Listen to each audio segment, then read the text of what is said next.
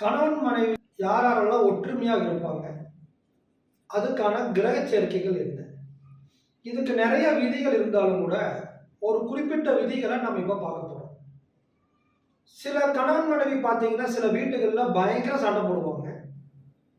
அந்த வீட்டில் வாழக்கூடிய குழந்தைங்க, அப்பா அம்மா, பக்கத்து வீட்டுக்காரங்கெல்லாம் அவங்க போடுற சண்டை பார்த்தீங்கன்னா உடனே பிரிஞ்சு டைவர்ஸ் ஆயிரும் அப்படிங்கிற எண்ணம் தான் நம்மளுக்கு தோணும்.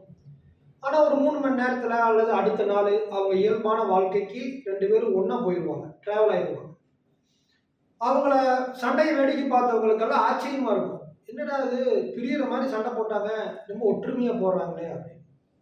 இதுக்கெல்லாம் என்ன மாதிரியான தொடர்புகள் ஜோதிட ரீதியாக பார்த்தீங்கன்னா, எந்த லக்னமாக இருந்தாலும் சரி, லக்னாதிபதி 7ஆம் பாவத்தில் இருந்துச்சு அப்படின்னா கணவன் மனைவிக்குள்ள ஒரு ஒற்றுமையை தரக்கூடிய காம்பினேஷனாக இது அதிகமாக அமையுது.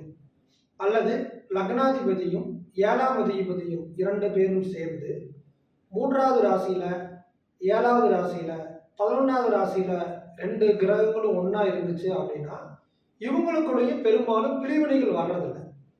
அப்போ லக்னங்கிற ஜாதகர் 7ஆம் பாடம் அப்படிங்கிற மனைவி இவங்க 2 அதிபதியும் ஒன்றா சேர்ந்து ஒரே ராசியில் இருந்துச்சு அப்படின்னா இவங்களுக்குள்ள என்னதான் சண்டைகள், சச்சரவுகள், பாதிப்புகள் வந்தாலும் கூட, கோர்ட்டு வரைக்கும் டைவர்ஸுக்காக போனாலும் கூட மீண்டும் இவங்க 2 பேரும் ஒன்று சேர்ந்து வாழ்வதற்கான சந்தர்ப்பங்கள் நிறையா இருக்கிறத நம்ம பார்க்குறோம்.